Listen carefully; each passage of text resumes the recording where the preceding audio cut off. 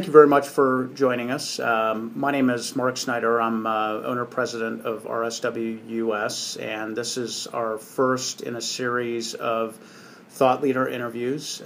For those of you that aren't aware, we had a number of advertising industry thought leaders provide questions for our latest survey, which you can download off of our site. One of those thought leaders is Tony Mikas, and Tony heads up a group called Second Wind. Second Wind is a powerful information resource designed with one thing in mind.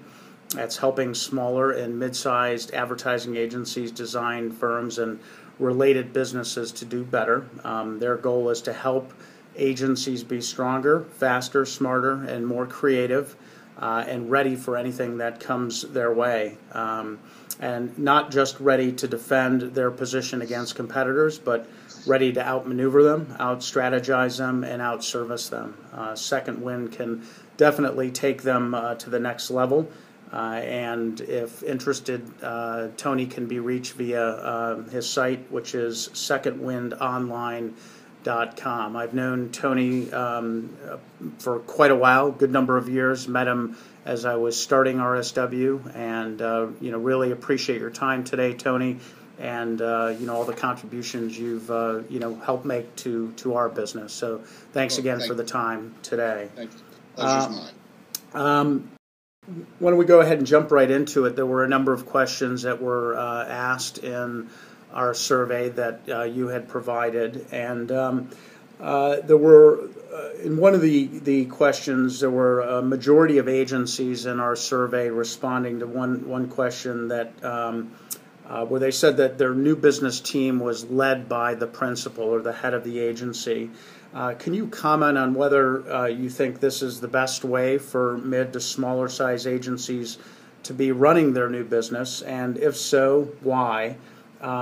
Keeping in mind that nearly half of the agencies responding also said that their new business program was only somewhat to slightly ineffective. So any perspective from you relative to the pluses or minuses of having a principal running a program?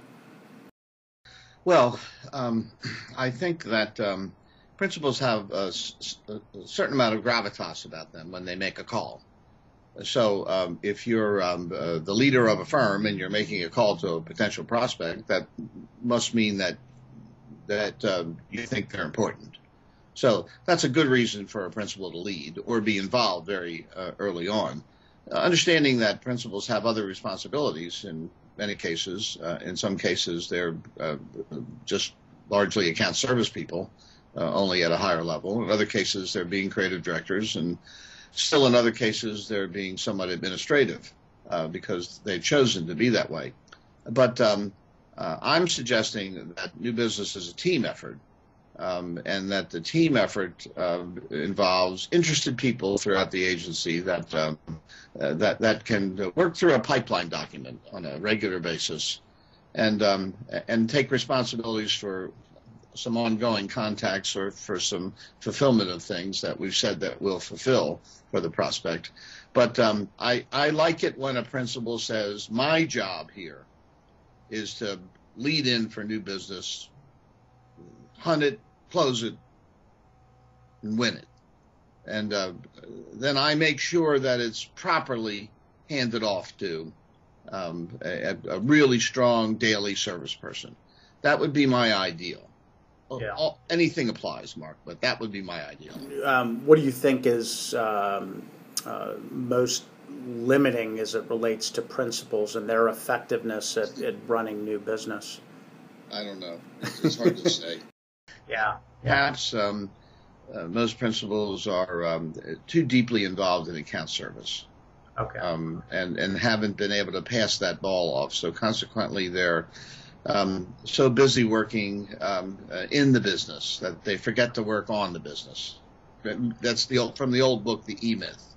You should work on the business, not in the business. Right. And I think that's probably the problem with most principals. Okay. Do you feel is it too extreme a statement to say that everybody in an agency has something to contribute relative to new business for that agency? Yeah, some more than others. Okay. But certainly, I like the idea of a group of people meeting regularly, discussing a pipeline document, as I said, of Right. where we are with various prospects, and Right. making commitments, each of them, to move forward in appropriate ways to go after those prospects. I don't think this is a solo job. It's much better as a team sport. Yep. Okay. Okay. Great. Uh, we also heard from agencies, over 60% of them surveyed said that they use quote unquote shameless self promotion tactics to garner attention and generate leads. Why do you feel it's important for agencies to market themselves? And do you think it's they do enough of it, just generally speaking, based on what you see and talking to the hundreds of agencies I'm sure you speak with every month? Well, if you were advising a client, you'd say to the client, have a strong marketing program and a strong sales program. Have both of Right. those things. They're not mutually exclusive. So a good marketing program, I think, softens prospects up. Instead of saying, who are you? They say, oh, I've seen your stuff, and I'm willing to accept a call, or I'm willing to arrange a meeting. So I think, as Jay Shia called it so lovingly many years ago, shameless self-promotion is a good thing. And whether it be through speaking, or whether we're entering the awards contests, which some agencies don't care much for anymore, or whether we're doing, inbound, where our relevant content is being ranked and people are reading it and responding to that, or whether we're doing social, or whether we're regularly posting to our blog or to our website, sending out press releases where appropriate, pitching editors for feature stories. These are all part of what I call shameless self-promotion. Okay. And frankly, I'll just say one more thing. And frankly, the idea that the agency would have sort of its own brand, its own uniqueness, would be a good thing too, because then you're kind of positioned already. Okay. There's you mentioned a number of different things that agencies can be doing. Some of it is a little, I like to call it kind of chest pounding. Here's who we are, here's the great work that we've done. And then you've also mentioned some things like speaking engagements where you're really providing value and insights. Do you feel, in your opinion, it's best for agencies to have a little bit of both? Or should they err on one side or the other? What's your perspective on that?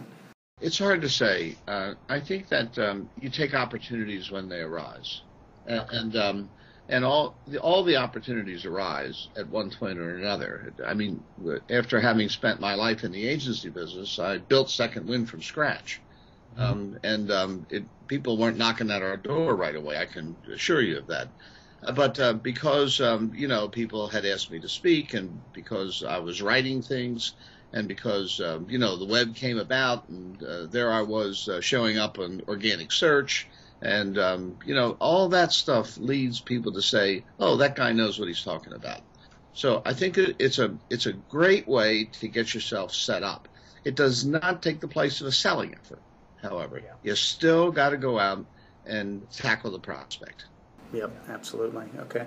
I guess if an agency were strapped for time and they could only, do one or two things out of the list of things we had mentioned in our survey, what would your advice be to an agency? Well, it's easy to put out press releases. You put them out, through I've forgotten the name of the source, but they go out over the net. So easy to put out press releases. They don't take a long time to write. So that'd be one thing to kind of get some relevancy. But I think that regular social and blogging and content writing, if I had to do one thing, I probably would practice some form of inbound at this point.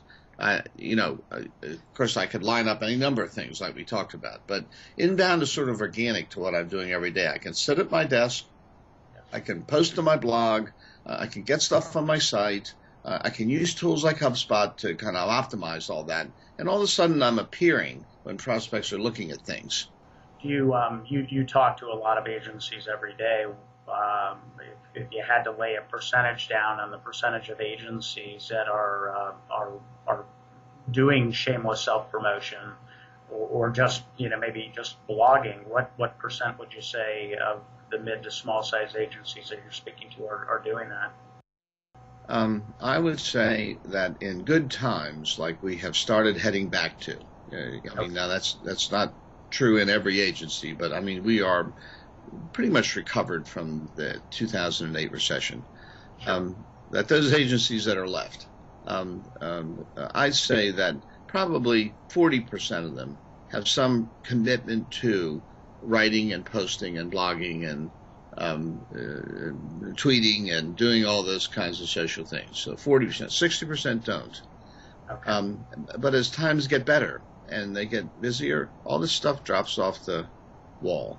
It's like Humpty Dumpty, and I'm telling you that it is a mistake not to continue to do this. Right, absolutely. Yep. No, I agree. It's critical that agencies maintain consistency. They write about things that are of value to the prospects that they're going after. All those things are important, and I'm sure you see it every day, and we certainly see it where it's the first thing to fall off the plate when things get really crazed. The shoemaker's children go unshod. There you go. So you get a lot of agencies calling you for help at Second Wind, and your network of agency members has been incredibly successful, over the last 25 years. And congratulations, by the way, for 25 years of success. I hope we have the same fortune. We're just entering our 9th year here. So, what are most agencies calling you about? What are the one or two things that most trouble agencies these days, and has that changed over the last 25 years? Well, yes, it has changed. I guess there's 800 agencies in the network, the Second Wind network now, and we've had relationships with thousands of agencies who just don't have to be members now or don't exist any longer, et cetera, et cetera. But I think that many of the calls today are trying to bring agencies up to speed with what I call the new marketing. And agencies have a kind of advantage here if they can get themselves into the new marketing. And the advantage is this, is that most good agencies know how to create interest, through brand development and through nice looking ads and, all the things that we do. The problem in the old days, of course, was you never could tell what was happening when the ad got out there. There was a slight bit of measurement going on, reaches and frequencies and gross rating points, etc. But as John Wanamaker said, only half my advertising works, and I can't figure out which half. But then, of course, digital marketing comes in. And now agencies can create interest. They can harvest intent through the various methodologies of digital marketing. They can help clients get all that into their CRMs. And then they can nurture market once we've got the lead. So this is mostly all lead gen. Yep. And I think that if most of the calls today are concentrated around how do I reshape myself to be relevant to my prospects and clients in the future, and the relevancy now is full measurement, create interest, harvest intent, nurture market, and those agencies that are moving into that space are continuing to do well. Those that aren't are kind of slipping behind. That's what a lot of the questions are about today. Now, it's got a first cousin as well. And the first cousin is, how do I get paid properly for that? So a lot of our conversations today are not about just commissions and markups and fees. A lot of conversations are now about reward compensation programs for agencies and or risk and reward compensation programs for agencies. And that kind of completes the circle. I go from creating interest to getting rewarded for success. Yeah. And of course, the back end of all that is full analytics. Right. That's basically what's happening today. The digital marketing agencies found that out early on because that's who they were. It took the recession for the basic agency to find that out. And those that have survived that, now are trying to market in those new ways. So those two areas are areas that I'm spending a lot of my time with. And a third thing, because we've been around 25 years, is how do I transition? What's my game plan in life here? So because I've known a lot of these people a long time, I'm getting a lot of what's my plan. You're talking personally. Yeah. What's my transition plan? How do I get the agency sold? How do I get it transitioned to a next generation? What's the best way to do that? So I'm working with that a lot too. So that's the answer to your question. That's where I'm spending a lot of my time. Then, of course, there's the hundreds of thousands of pieces of legacy content that we have on our website. Better traffic, better production, better estimating, better account service, better creative, better brainstorming. We get those questions too. Yeah. Do you, just speaking specifically about digital prowess within an agency and the ability to not just create great creative and place it effectively, but also the analytics piece of it as well? Obviously, that takes a great deal of resources to build up that bench strength within an agency. Do you feel an agency can effectively compete if they don't have it inside the four walls, but can align strategically with resources that can provide them with that sort of strength? Or do you feel it's critical that an agency really build up those core capabilities internally? It's a good question, Mark, and a tough one to answer, because many agencies are using, to some extent, third-party analytics.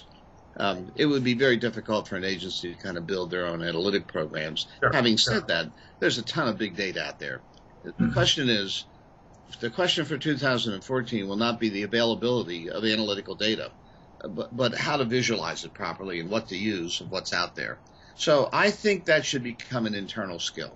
And here's an interesting kind of a point. The younger employees, who we generally pay less and have less experience, are a lot easier to train on analytics. So it may be difficult to get a young person really as a strong brand developer, but boy, do they know the back end of this. How do you harvest? How do you CRM? And how do you nurture? And then how do you report on that? So the news is good to do it internally. Yeah, and I think that at the end of the day, if you're an agency that's worth its salt, you're going to have all of those capabilities, and those capabilities just functionally aren't going to be all that different one agency to another. And to your point, it's really the thinking and how they bring it to life and all the value-added strategy that's going to help them set themselves apart and help them charge more and make more money for the value that they're bringing to the table. So, yes, it's still about ideas. Even though there's been some attack even on ideas recently with crowdsourcing things, it's still about the ideation process. Most of our members' clients really hire agencies today to bring forward ideas. Any other perspective that you'd like to add? Any final advice that you'd like to give agencies listening to today's interview? Yeah, it's interesting, and if I may close with, if we're finished, I want to say that an old friend of mine called me the other day. His name is Robert Latterborn. He was a professor at Chapel Hill, and I got to know him years ago. And he wrote a seminal book 20 years ago called Integrated Marketing Communications. And those of us that were around at that point read and ingested that book. And the thesis of the book said, to the extent the brand promise is permeated through all of the activation points, the marketing programs will be stronger. That was the thesis of the book. Well, Latterborn is retired and is in China teaching Chinese how to do marketing. And it's apparently sort of a cultural anomaly. That they're made to make things, not to market things. And he called me, he said, Tony, he says, I don't know what I'm doing here, and I'm not very good at the digital. And I said, Otterborn, go back and read your own book. And he said, what do you mean? I said, listen, what clients want is brand development, promise making from agencies, and brand activation, successful brand activation. It's just that there's just a lot more places to activate these days. So the point here is basics count. And I would say that to anybody out there. Better ideas activated more thoroughly and more intensively and analyzed and then reactivated.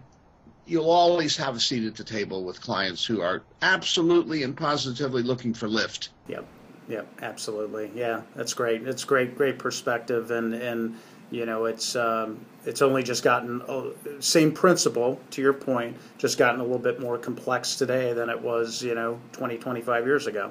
So, right. But you used to have 4 or 5 activation points. Now you have 40. Yeah, right. Yeah, very good. Well, listen, Tony, really appreciate the time. Once again, for those of you that are interested in learning a little bit more about Tony Mikas and Second Wind, you can visit his site at secondwindonline.com. If you have any questions for us, certainly, Tony, if you want to let them know what is your email address in case they need to get in touch with you. Tony at secondwindonline.com. By the way, that's all spelled out. I'm delighted to hear from anyone, and for the sake of the people that are listening, I want to say that our relationship with you, Mark, has been stellar over the 9 years, and you've brought so much in the way of organization and help to agencies that are trying to get new business done. So we appreciate you in return. That's great. Thanks so much, Tony. Well, listen, you have a great rest of the day and a great weekend.